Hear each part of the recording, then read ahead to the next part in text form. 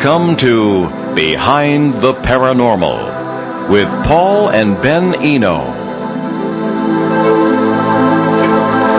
Is the Southwest the only hotbed of UFO activity in America? Would it surprise you to learn that some of the most amazing UFO and even alien abduction activity have taken place in New England? Are certain people chosen to see UFOs and others not? Well, hey there, as Ben would say, and welcome to the 121st broadcast of Behind the Paranormal with Paul and Ben Eno. I'm afraid that Ben is ill this morning. He has terrible spring allergies, I'm sorry to say, and we've never been able to do much about it, so I'm kind of flying solo today, but he sends his best to everyone, and he gave me his questions for the guest. But anyway, before we get to those questions, it's time for our weekly contest question. Deb Clementi from West Warwick, Rhode Island, correctly answered last week's question, which was, who was the famous ghost hunting dog that first appeared on American television in 1969? And the answer, of course, the cartoon dog Scooby-Doo. And both my kids grew up with that. Maybe that's why we're doing this show today. I don't know. He was a very inspiring dog. This week's question is, a headless man supposedly haunts the woods around what Ohio town?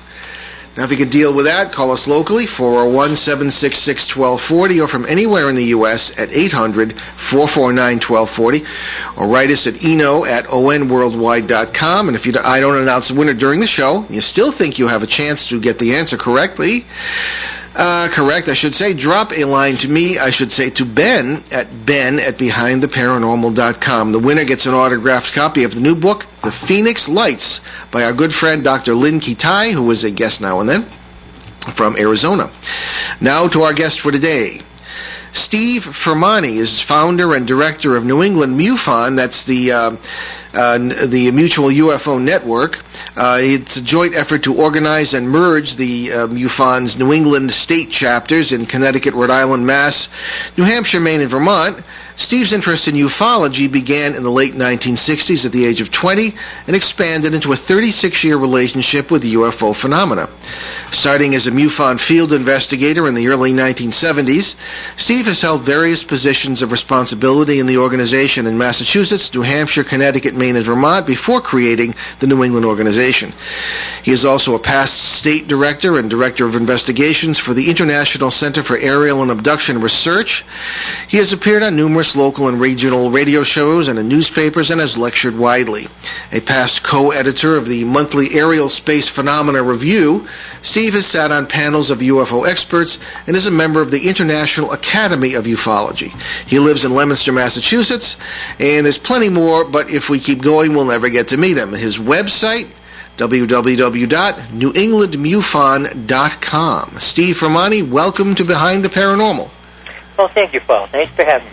Oh, you're very welcome. And Ben sends his best. He's very sorry he couldn't be here. UFOs are one of his top interests. Well, okay, let me just remind everybody of our call-in numbers today. Again, 401-766-1240 in the local listening area and 800-449-1240 from anywhere in the USA. And I have a couple of questions from Ben here. Steve, we're going to start out with, how common are UFO sightings in New England?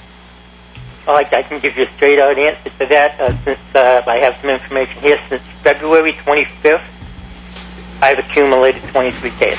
February 25th of this year? Yeah. Okay, so that's less than 2 months.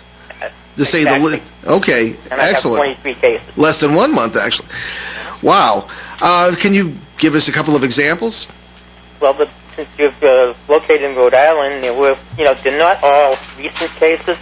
Some of them are historical. I have 2 cases, one from 2007 in Rhode Island where a disc-shaped object was sighted, and another one in 2008 where was a sighting of 2 extremely bright, erratic moving lights. Wow, okay. Well, actually, we have someone calling in later on, I hope, who will talk about a case that he witnessed that you might very well be familiar with, but they're pretty dramatic. Anyway, another question from Ben here. We have a long history here in New England. How far back do UFO reports go here? Oh, in New England? Yeah.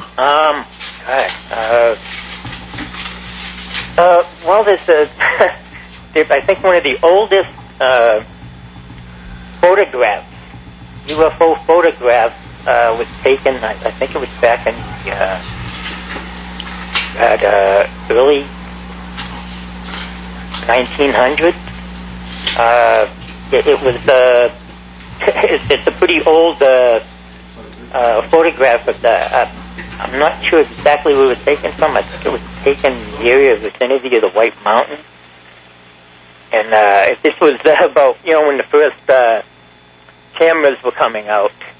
And it's extremely grainy, but it looks like a cigar-shaped object.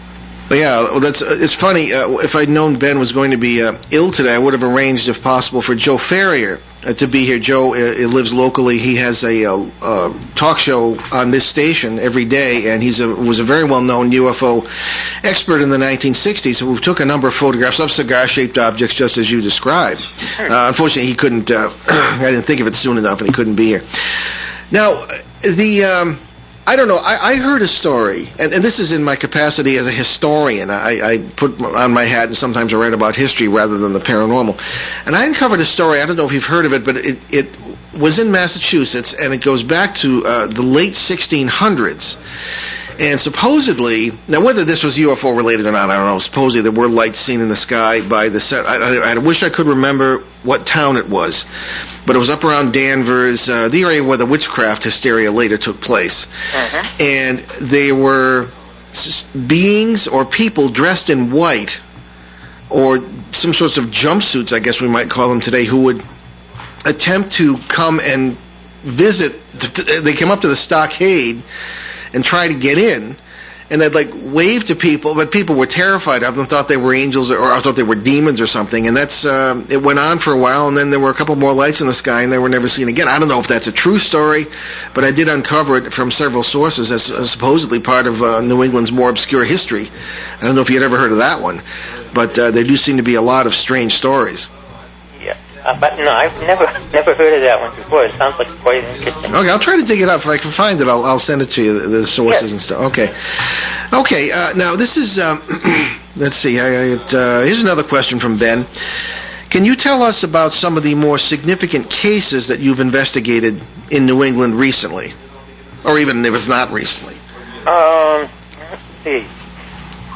I did have a case that allegedly it occurred in Boston, and well, in a lot of situations it was an alleged abduction case, and what we look at is not all abduction cases are actually abduction cases. There was a woman. Oh, I'm sorry. Is that the Marianne? Is it Shannonfield case? No. Okay. No, but that was a very interesting case also, because Mary Ann, as a child, out in western Massachusetts. Oh yeah, okay. She was abducted. After she was abducted as a child, she developed macular degeneration. Interesting. Eyesight deterioration. Yeah. Okay, but I interrupted you. We were talking about the one in Boston. Yeah, well, I think the Mary Ann Shannonfield case is actually a little bit more interesting. Okay. So we can stick with that. I spent some time investigating this case. Mary Ann seems to be able to see in colors. She could see energy. If she's looking at an electrical appliance, she'd see an aura around the appliance. And her and her husband ex-military man, pretty no-nonsense kind of guy, and they both claimed that they were not only being abducted by beings, but also that they were being taken by the government, and that the government was involved. Ah, okay. We always have interesting happenings whenever we get into that subject on the show. That could be a whole show itself. Yeah, really. I'm sorry. So go ahead. Yeah, well, I spent some time with them.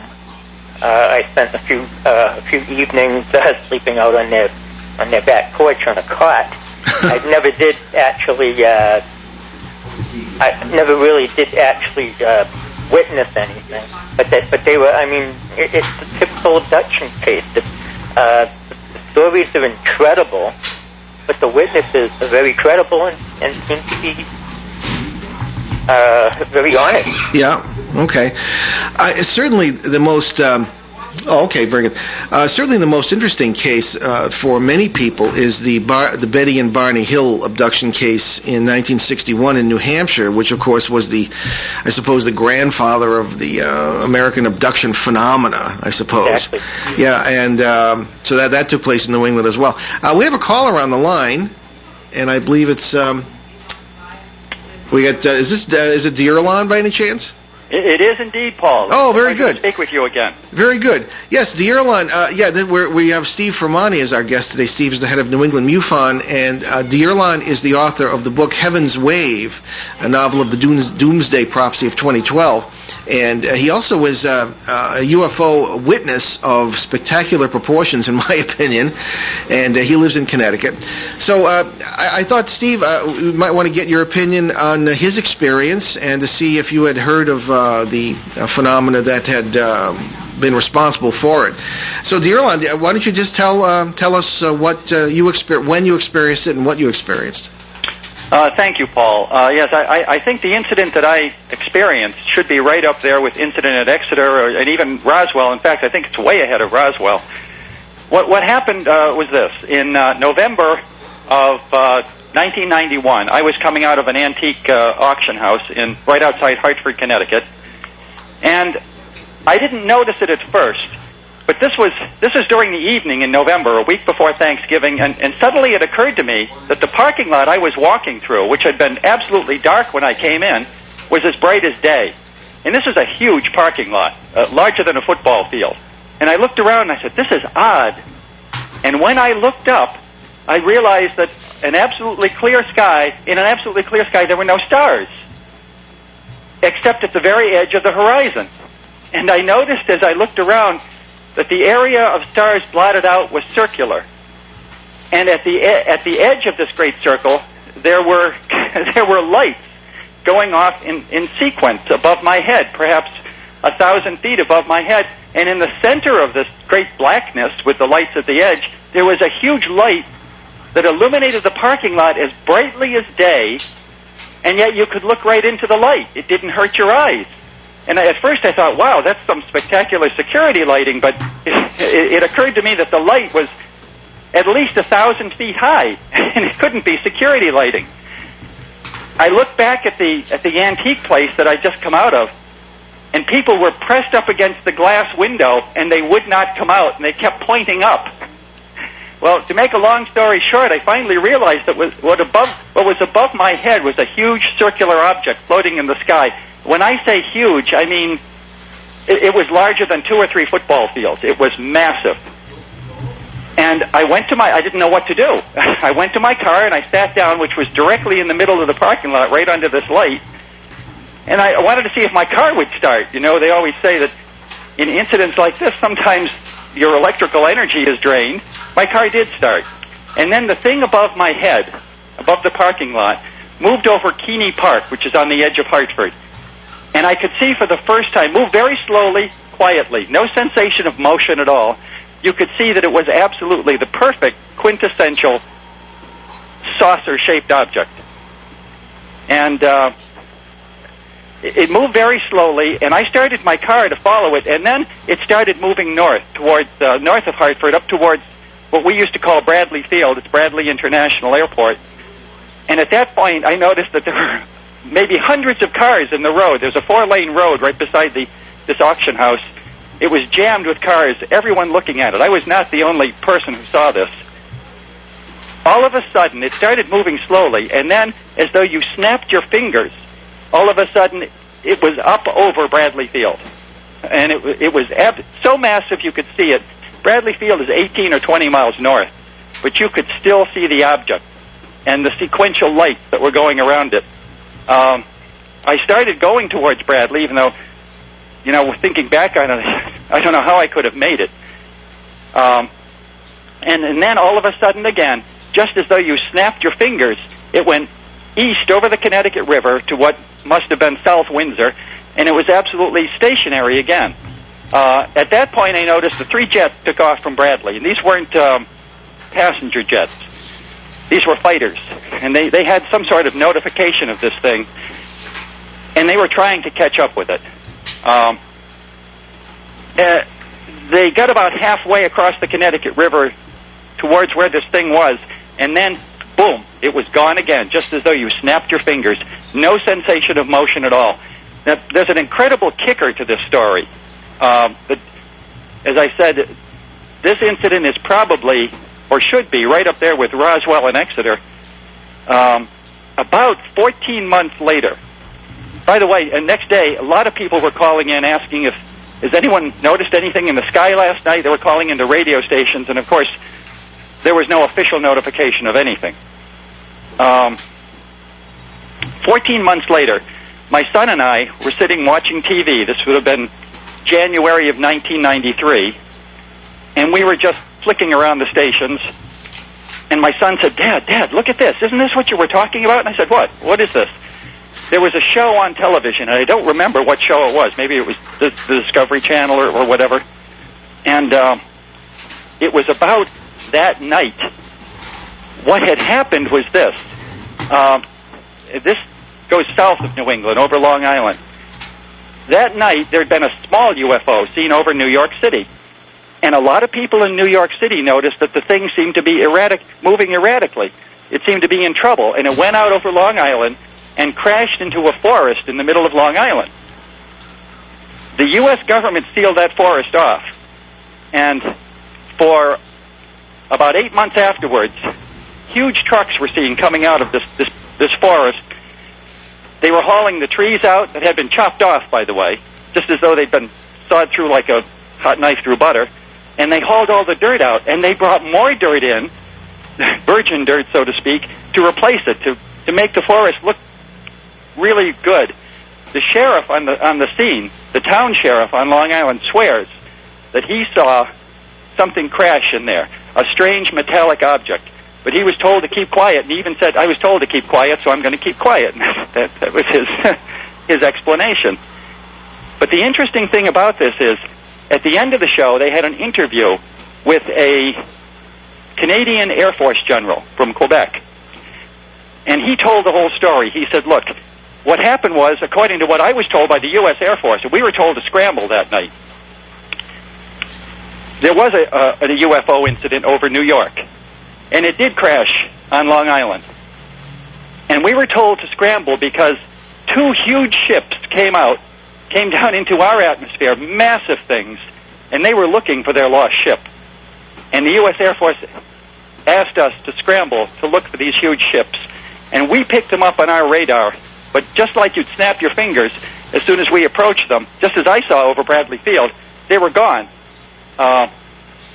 And he says, the U.S. Air Force asked us not to talk about the incident, but he said, I'm talking about it because our boys had to scramble and one of them almost crashed, so I'm talking about the incident. So I feel very privileged to have seen that, I suppose privileged.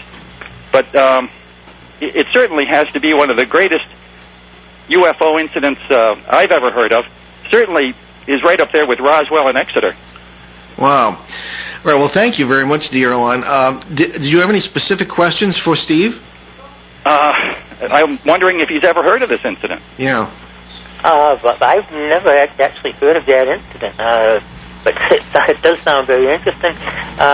What you're describing and the characteristics of the object, disc-shaped object. As a matter of fact, out of the 22 cases I've received since February 25th, 9 of them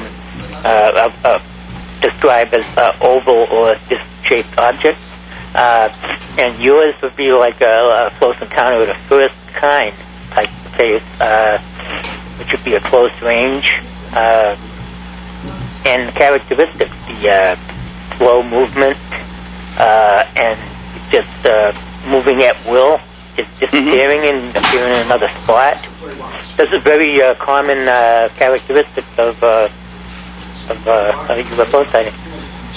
Yeah, well, very good. Well, I certainly invite any listeners who experienced any such thing to call in. Again, our number's 401-766-1240 in the local area, 800-449-1240 from anywhere in the USA.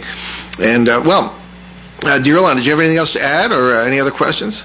No, I've never told that story publicly before, because sometimes when you tell such things, people look at you a little strangely, but it happened, and what makes me feel, I don't know, strange or angry sometimes is that this was seen by a lot of people, and no one tells the story. I did talk to one person I know up there who's an assistant weatherman at Bradley International Airport, who said, yeah, we saw it, but I don't talk about it. Yeah. And that's the whole thing. So many people have seen this, and so many are afraid to talk because they'll think you're a kook or something, and you're not. I mean, these things are there. Well, you'd think, Hartford is a large city. You'd think tens of thousands of people would have reported it, or at least be talking about it. And this leads, I'm going to jump ahead a little bit, and both of you might want to respond to this.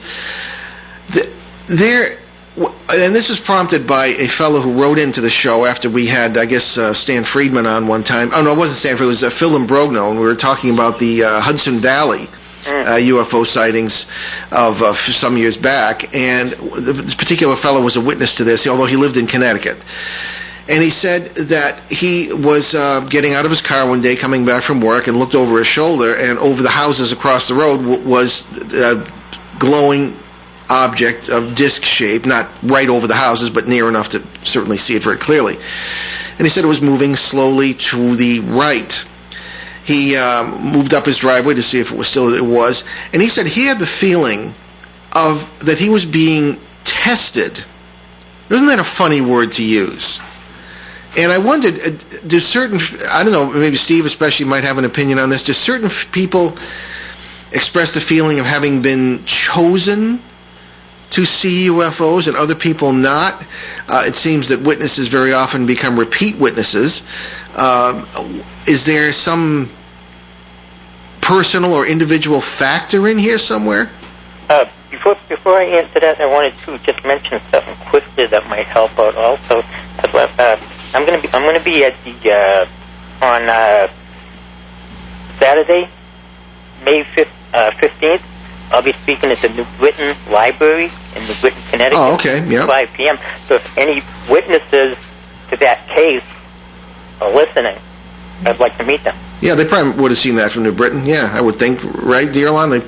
It's not that far. It should have been visible, yes. Yeah, okay, so good. Hopefully some people will show up, and I can speak to them. May 5th, New Britain Public Library, New Britain, Connecticut. Very good. May 15th. May 15th. Sorry, okay.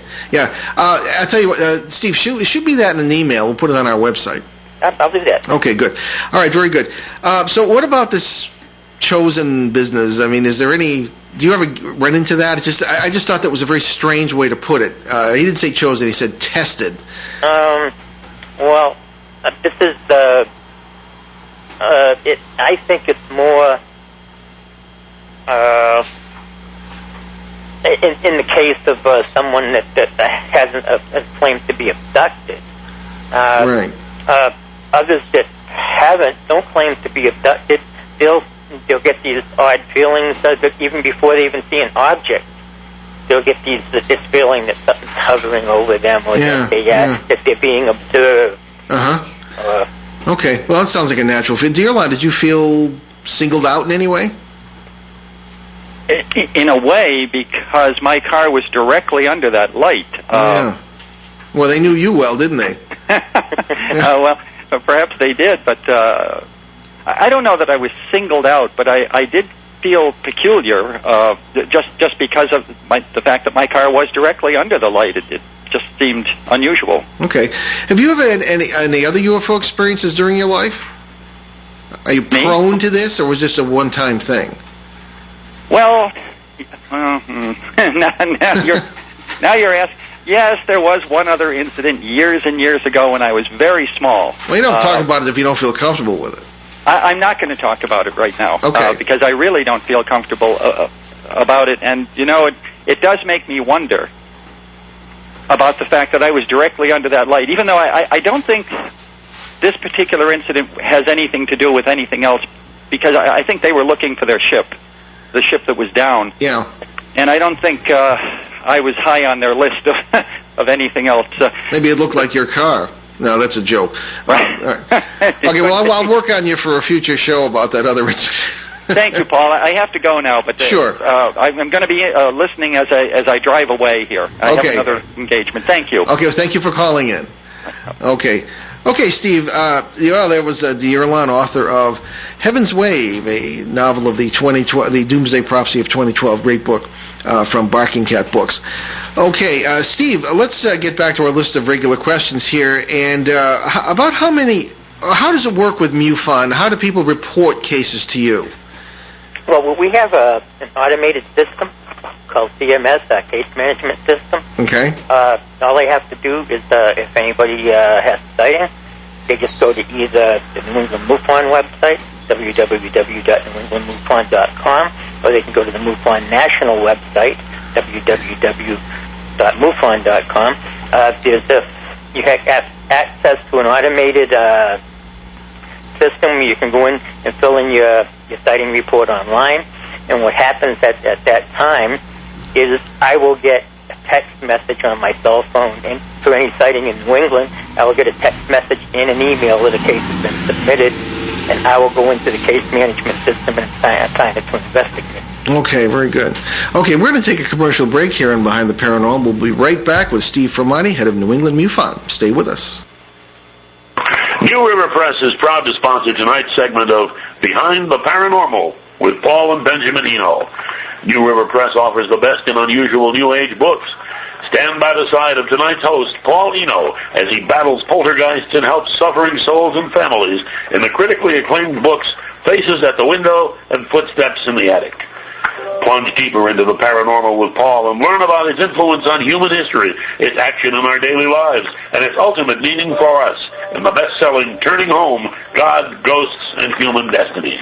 Available now from New River Press, publishers of unusual books. Visit newriverpress.com, amazon.com, or your favorite bookstore. And set for release late this year in one of the most unusual books on the subject ever written, Paul gives us Dancing Past the Graveyard, What Ghosts Have to Say About God. Okay, that commercial needs to be corrected. Dancing Past the Graveyard is a little bit delayed because we're going to be going with another publisher, and my agent, I'm at her mercy at this point, and I will keep you posted on when that's going to come out, hopefully not too long. I have to finish writing it. That's the problem. Anyway, I wasn't supposed to say that. Okay, and again, our call-in number is 766-1240 in the 401 area code in the local listening area here in New England, and 800-449-1240 from anywhere in the USA here on WOON 1240 AM and onworldwide.com on the Internet. And our guest today, Steve Firmani, head of New England MUFON, and I'm afraid my son and co-host is ill today, and so we're kind of flying solo here. Okay, now, Steve, about how many UFO reports come in from New England each year? Let's see. I figure maybe I probably average 16 to 20 a month. That's respectable, yeah. So it's quite a few. Well, we spend a lot of time on the show. We have a reporter from the show who's in Phoenix, and of course there's the Phoenix Lights phenomenon, which I have seen myself, I believe, and a number of people from Phoenix who call into the show a lot and talking about the Southwest. So sometimes we get the impression that the Southwest is the major hotbed, and it certainly is a hotbed of UFO activity, but New England seems to be up there with a lot of respectable sightings. Now, here's another question Ben wanted to ask. Steve, are there particular parts of New England that seem more prone to UFO sightings than others? I think we get the majority of Massachusetts and Connecticut. Okay, well, it certainly sounds like that one in Connecticut 91 was pretty spectacular. What he might be getting at here is the notion of the triangles, I suppose, for lack of a better term. We have near us here the Bridgewater Triangle, named after Bridgewater, Massachusetts, and it kind of goes, and it's on land, pretty much all of it, but it embraces the Hockomock Management Area, which is a wilderness area of 220 square miles, not far from Boston, believe it or not. Southeastern Mass and Mansfield, Bridgewater area. And we've done a little research in there ourselves, and it is pretty weird. There are UFO reports, Bigfoot reports. There are police officers who, in this 1970s, who reported Bigfoot a Bigfoot literally picking up the back of a cruiser and dropping it with the poor policeman inside. Big cats, anomalous snakes of 30, 40 feet in length, you name it, and it's been there. And the natives reported similar phenomena in the same area. So I think what he might be getting at, are there areas like that, triangles, or if you will, or certain areas where there might be more likely, more prone to be UFO sightings? Not that I'm aware of. Okay. I think it spreads itself out pretty good. Yeah, it does seem to. Out of the 23 cases that I've received since February, I think there's about 9, the typical, probably the most famous kind of sighting, the triangle. Okay, yeah. Triangle sighting. Yeah. Now, what is it? What are some of the examples of? What's an example of some of the questions that you ask witnesses when you interview them? I assume people file a report and then someone contacts them from MUFON. Is that how it works? Mm-hmm. Okay. Yes. What sorts of questions do you ask the witnesses? Oh, well, we basically ask them where we have forms to fill out, and we ask them to take down the basic information, direction, azimuth, altitude, direction it was first seen and last seen, so we can triangulate. Mm-hmm. We also have, if it's a landing type of case or a close encounter type of case, we also have tools that we can use, like laser rangefinders to be able to, if the object was near close by to a tree or another house or anything, that we can use a laser rangefinder to determine the distance, and using that we can calculate the possible size of the object. Okay. Suppose you get 10 reports filed in writing or online, mm-hmm. and you've asked questions that bring in interesting answers, I suppose. How many, if you have 10 cases like this, how many would you go out and investigate in the field? So we investigate them all. You investigate them all? Okay. Well, not all of them out in the field, because there are some cases that we can identify right off the top. Just last night, I received the solution to a case before I received the case. Okay. What's that about? Well, I subscribe to what's called Space Weather Phone, and I get text messaged International Space Station flyover alert 20 minutes before it flies over. Oh, that's interesting. Okay. And I can Twitter it to my website, so if people are looking for that kind of information, you can go to the website, and I Twitter it, and it shows up on there. But about an hour after I received that text, I received the sighting report, and the description, and I compared the text message that I received to the actual case, and everything matched perfectly. So it was just a space station? It was the International Space Station. Cool. Well, that settled that, I guess. So I did receive it, the actual answer, before I even received the case. Neat. Now, have you yourself ever had UFO experiences? Only thing I've ever seen wasn't much of a large event. We were out camping one night, and we were just looking at the sky, and I saw what seemed like a satellite coming overhead.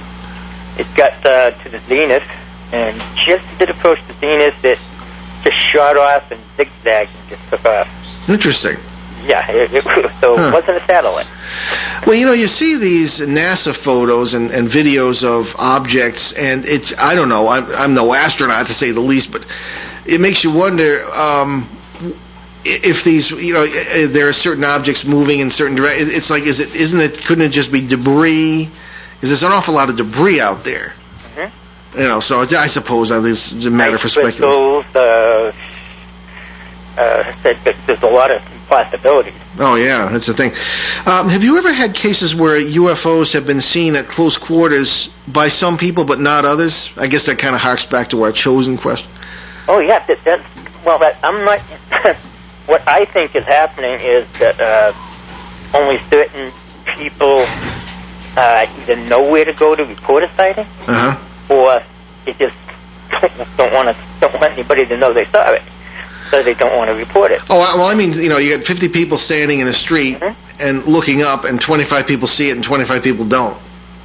We did have a case in a series of sightings in Connecticut last year where one of the witnesses contacted me, and I was trying to get him. He said tons of people saw this, but through him, I was trying to get him to get people out in his area to report it and get in touch with me, but people just would not do it. Okay. Before I go on here, we have a way of burning up time on this show. We got a couple of emails from you that I didn't want to neglect today, so why don't we take those right now?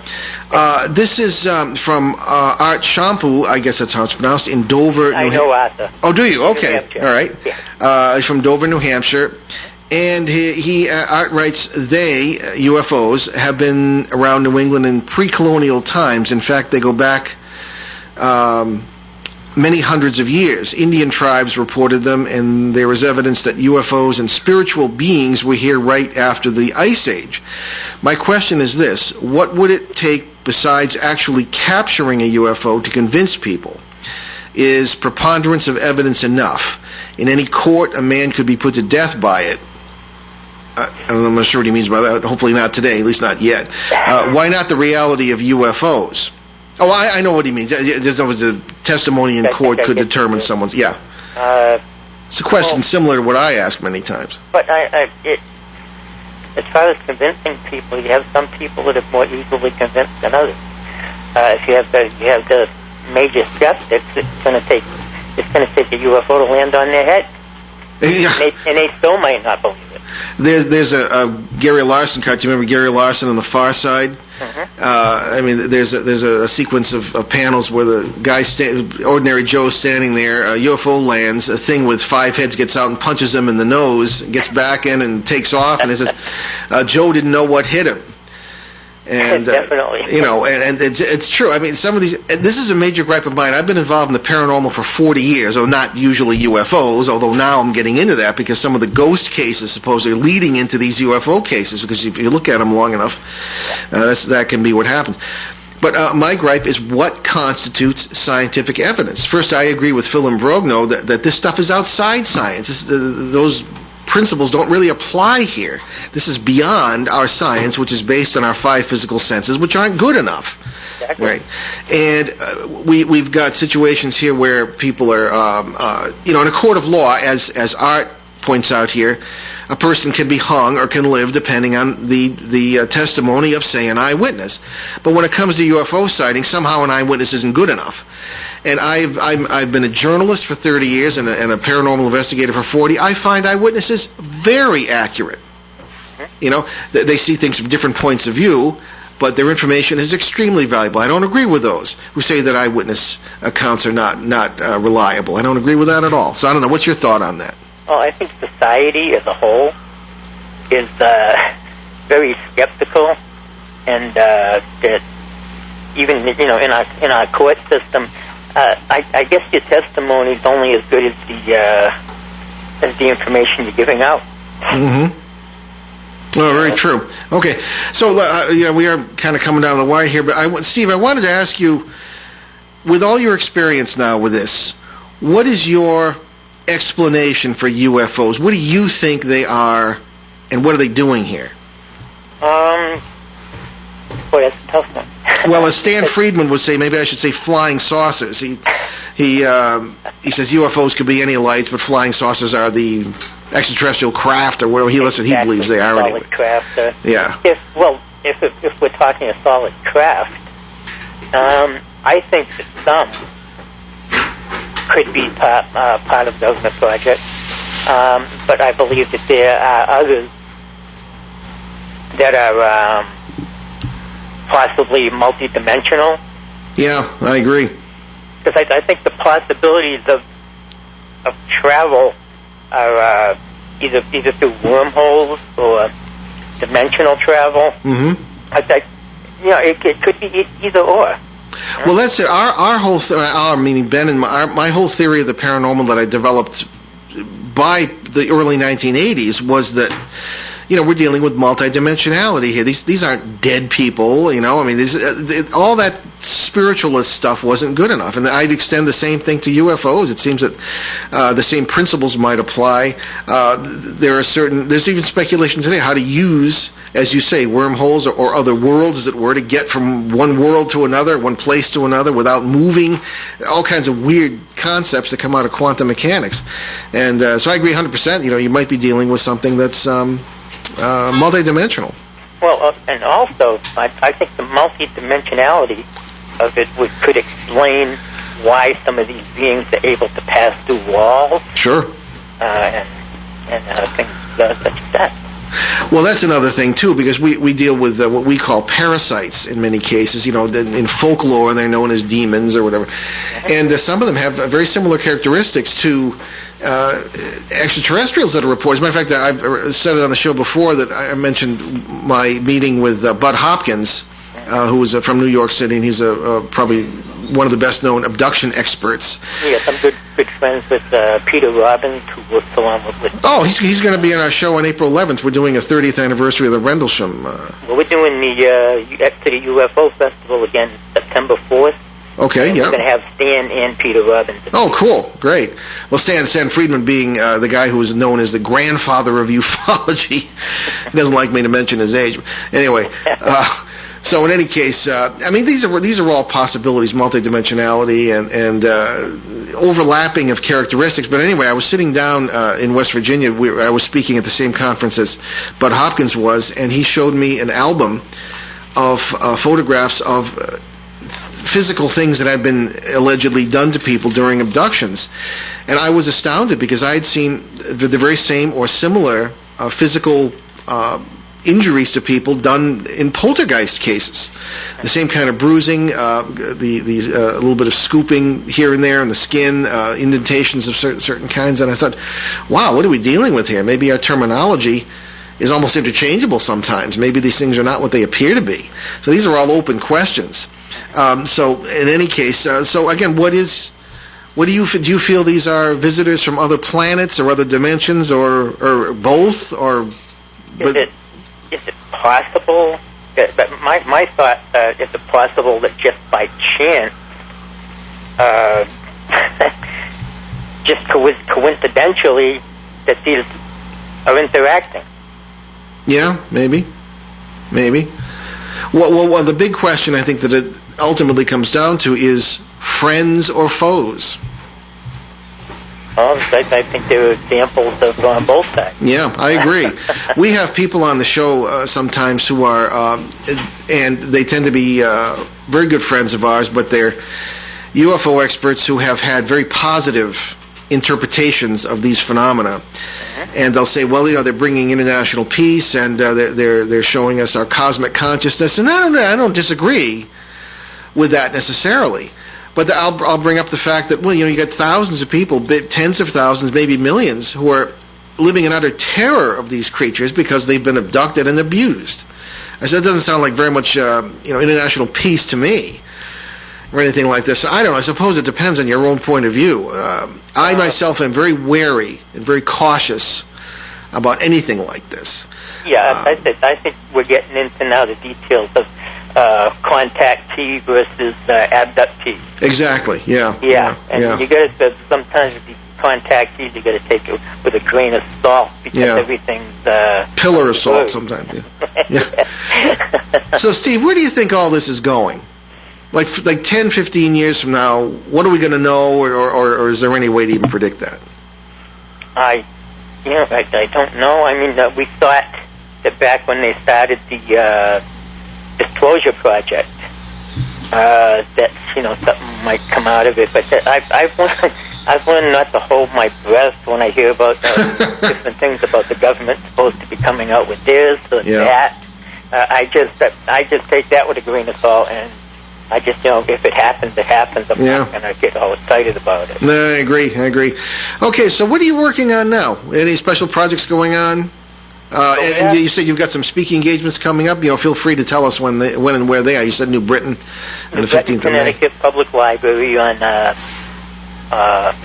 May 15th from 2 to 5 p.m. Okay. And I am I've been asked to be co-organizer, along with Dean Merchant of New Hampshire, of the Exeter UFO Festival. Oh, so cool. we already have Stan Friedman and Peter Robbins that are booked to speak. Yeah. We're looking for some other speakers. We have Tim Binall from Binall of America. Mm-hmm. Is going to be the producer and MC. We already have him. I'm going to be one of the speakers, and Dean will also, and we're looking for another couple, maybe another 2 speakers. It's going to be a great time. We will be putting up, as soon as we iron out all the details, we will be putting up a website online. Cool. Okay. So if people want to find out what's going on and how to get to that website, we'll be posting it on New England MUFON website. Okay, which is newenglandmufon.com. And also, as I say, send it to me, and I'll see that it's posted on the behindtheparanormal.com website Talking Points page. Great. Okay. Well, Steve, it's been a real pleasure, and really enjoyed our conversation. We've gone to all sorts of different dimensions and destinations, and we'll hope to have you on again. Well, thanks a lot. I enjoyed it very much. I'd love to be on again. I'd like to extend my wishes to Ben and hope he's feeling better. Thank you so much. I'll pass that on. Okay. Okay. Bye-bye then. Okay, Steve Firmani, head of New England MUFON. Now we got a few minutes here. I got to clear up a couple of emails that we have received about other subjects. Now this is from Kurt L. in Gresham, Oregon, and Kurt writes about electricity. On one of your coast-to-coast appearances, I remember you telling about the fish tank pump in your son's room and how it might have caused ghostly activity in your house because of an electrical problem. We had a Bigfoot sighting several nights in a row last year, but we found out that our outdoor air conditioning unit had a short circuit. Once that was fixed, no more Bigfoot. What do you think? This is an interesting question. Let me just clarify a little bit about what Kurt is talking about here. I've reported several times that in our house, as an example of what I believe was infrasonics, a phenomenon discovered in 1998, that if you have standing waves of sound, you can't hear with your ear, but they're stuck in a building or in your house, you can have what appear to be basic paranormal phenomena. In the British laboratory in which this was discovered, there was a faulty relay, a fan, on the electrical relay on a fan in the ventilating system. And the guy looked out and he heard the beakers in the lab clicking together and the papers are going up and down, and there was a dark figure standing in his doorway. He took off, and it turned out that push come to shove, it was this fan, problem. And so there we are. And the same thing, I believe, happened in my house. There was, I came out, the bed was shaking one night. I got up, went out into the upstairs landing, and there was the tremendous electrical feeling that I get in the presence of something weird, right? And I took my own advice. I say, I'm going to assume this is not paranormal until proven otherwise, and I took my little Gauss meter, an engineer's tool that measures magnetic fields, and it led me right to the fish tank that Kurt is referring to, which was putting out over 2,000 milligauss and high enough to cause a health hazard. So we got rid of the pump, and all phenomena ceased immediately. So the question is, did these things cause the illusion of these phenomena? Did this electrical or sound infrasonics problem cause that, or did it open a door to phenomena that was actually occurring? And this is a universal question that I have when it comes to mental illness, any sorts of electrical phenomena of this kind. And I guess what Kurt is referring to here is that you've got a situation where they had an electrical problem on an outdoor air conditioning unit. I assume it's one of those outdoor compressor things that will cool your whole house. And there was an electrical problem with that, and they had all these Bigfoot sightings. It could be. It could be a situation much as it had in my house. Maybe it opened a door, electrically speaking, because all this stuff is electrical. This multidimensional business, if that's what this is about, does seem to be influenced and even in a way controlled by electromagnetic fields. So if this big thing was setting up an electromagnetic field outside, it's very possible that holes could have been punched through membranes into other worlds, literally, space-time, and a Bigfoot came to call. The big guy showed up.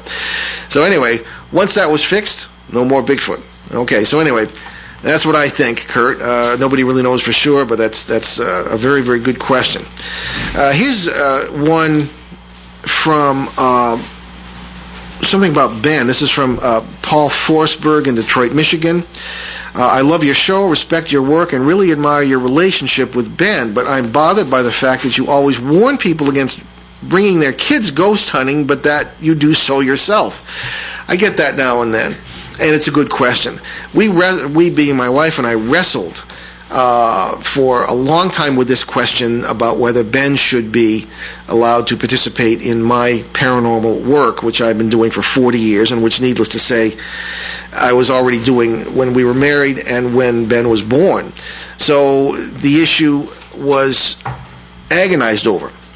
Ben is a very remarkable young man. Now he's 17, but he started pretty much with me when he was 13 in his first case, and I was very careful not to bring him into anything I thought was going to turn into something negative. We took it a step at a time. He grew up with this stuff. He really wanted to do it, and he was very good at it.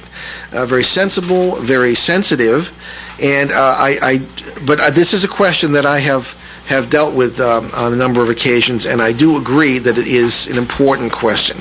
I do urge people never to bring children into this stuff. All too often they are involved in it by being the victims of it in the first place. I know we have gone round and round with our friend and a neighbor here, Jeff Belanger from GhostVillage.com about this, because he's got a section on his website encouraging people to bring their kids, as if this were some kind of bird watching or something, and it's not.